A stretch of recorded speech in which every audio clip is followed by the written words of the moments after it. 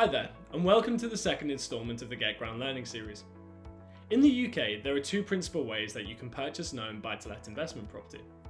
You can purchase in your own name, or you can purchase using your own limited company. At GetGround, we found that more than 60% of buy-to-let purchases made in 2020 were done through companies, as opposed to just 15% in 2015. And there are now more than 250,000 limited companies that exist to hold investment property. Investors are choosing to purchase and hold buy-to-let property in limited companies for a variety of reasons, but today we will be focusing on the overall tax efficiencies provided by a company ownership structure throughout the entire course of a buy-to-let investment, from the purchase, through the ownership, and onto an eventual sale. Before we continue, this content is only meant to be a helpful guide on how to think through tax components when considering company buy-to-let. We strongly advise that you seek professional tax advice specific to your own circumstances if you are unsure of the tax outcomes of a particular course of action. Now, let's break each of these down.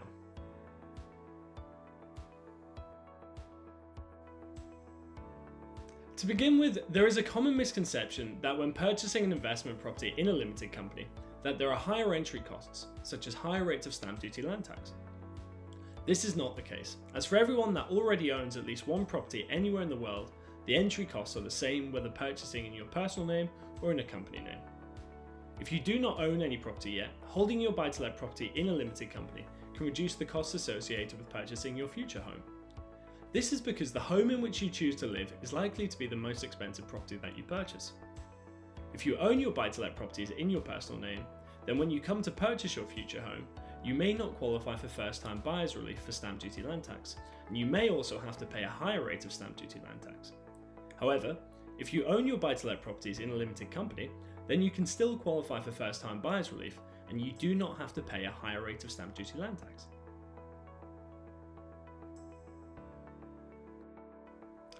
There are also significant benefits to a company structure during the ownership and sale phases. The first efficiency to consider here is that when owning your property in a limited company, you can deduct your entire mortgage interest costs from your tax bill. You can no longer do this when you own your property in your personal name, and this has now been replaced by a basic rate credit. If we take a look at a basic example, we have a rental income of £2,000 per month, a mortgage interest cost of £650 per month, and other property related expenses of £150 per month. When using a limited company to hold your property, you can deduct all of these costs, which in this case would be £800. This means that you only have to pay tax on the remaining profit left over, which would mean only paying tax on the remaining £1,200.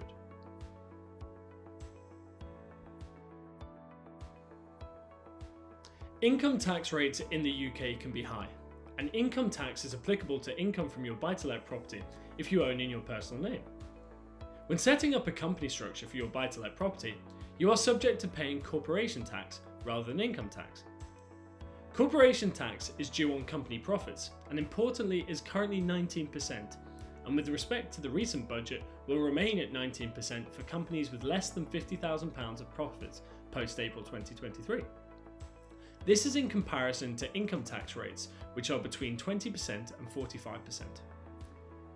To summarise, when owning your buy-to-let property in a limited company, you have the ability to deduct your entire mortgage interest and other costs from your tax bill and only pay corporation tax on the remaining profit. Now that we have maximised what is left in the company, we must consider how to extract this money from the company account. An important benefit of using a limited company for buy-to-let investment is that we can extract profits from the investment tax efficiently to maximise the actual profit that we receive from our property. If we look here, we see our rental income enters our company account each month. We can then leave this money in the company account to build up over time and reinvest it in properties in the future to build up a portfolio.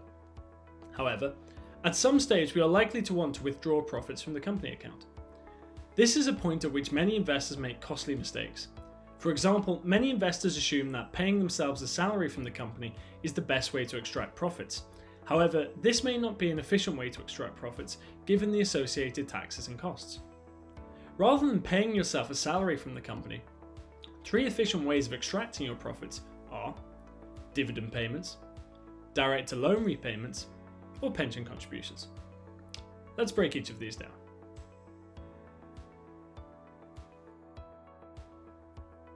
Dividend payments are made from company profits to shareholders in the company. Shareholders are any people part of the investment, such as family members or joint venture partners.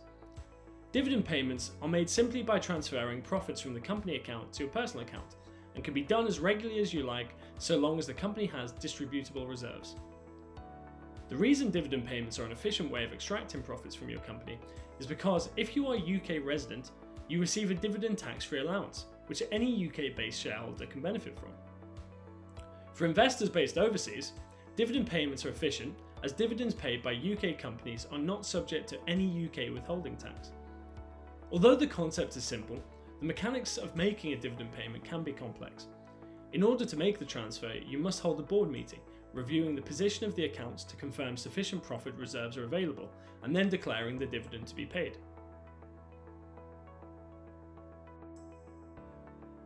If you do not want to extract your profits by way of dividends, you can extract them through director or owner loan repayments.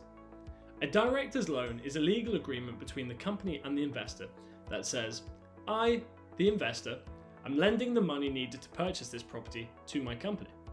Therefore, my company owes me, the investor, this money back. Your company will repay its loan to you over time, and as it is a repayment of debt, it allows the debt holder to ask to be repaid when they want, better protecting their capital, and these repayments are not subject to income tax.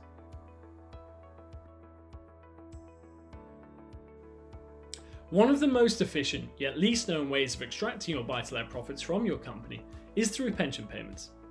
As a director of your company, you can make pension contributions from the company to your pension pot, with payments into a pension scheme generally made from gross income rather than net income.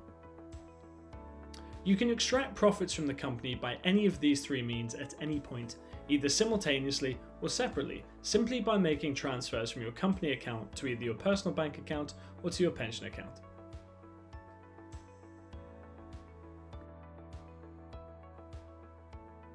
At some point throughout the investment, you, or your children in the case where you have passed the properties on, may wish to sell one or all of your investment properties.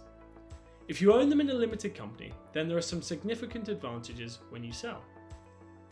Owning a buy-to-let property in limited companies increases the way in which you can sell the property. For instance, you can either sell the property from your company, or you can sell the property by selling the shares of the company. When selling your property by way of the company's shares, you are still selling the property. However, the property now has a wrapper around it, with this wrapper being the company's shares. When you sell your buy-to-let property by way of shares, you can dramatically increase the returns on your investments for two reasons.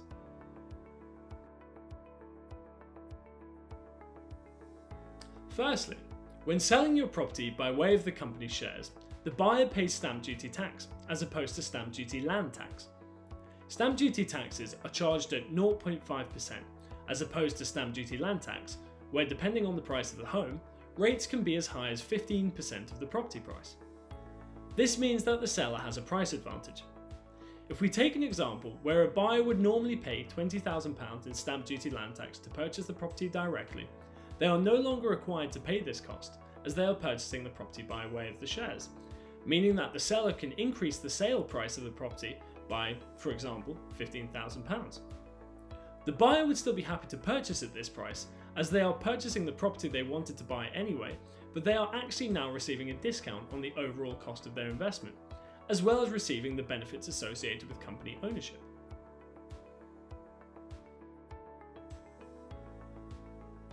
The second reason that selling property by way of a share sale can increase your overall returns is because there is lower capital gains tax applicable to the sale of shares than on the sale of property.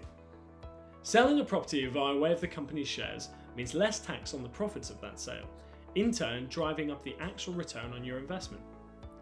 Together, these advantages mean that when you sell your property, you can truly maximise the returns on your buy-to-let investment.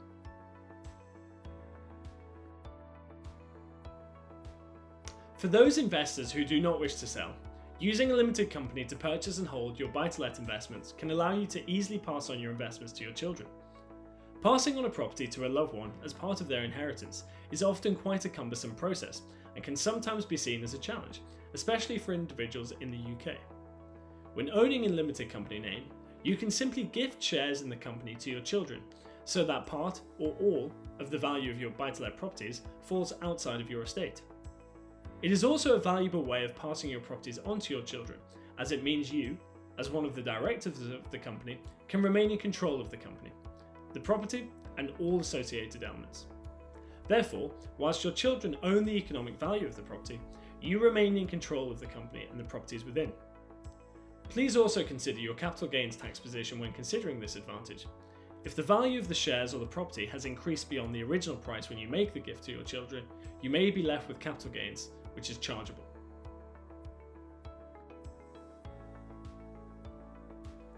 Again, we would like to reiterate that this content is only meant to be a helpful guide on how to think through tax components when considering company buy-to-let. We strongly advise that you seek professional tax advice specific to your own circumstances if you are unsure of the tax outcomes of a particular course of action. If you liked this video, then please check out the other videos in the series, which you will see on screen now. Also, check out the rest of our YouTube channel and website to find answers to any questions you might have around limited company buy-to-let. If you would like to know more about using a company for buy-to-let investments, then please visit us directly at www.getground.co.uk or contact us directly via our contact details below. We look forward to meeting you.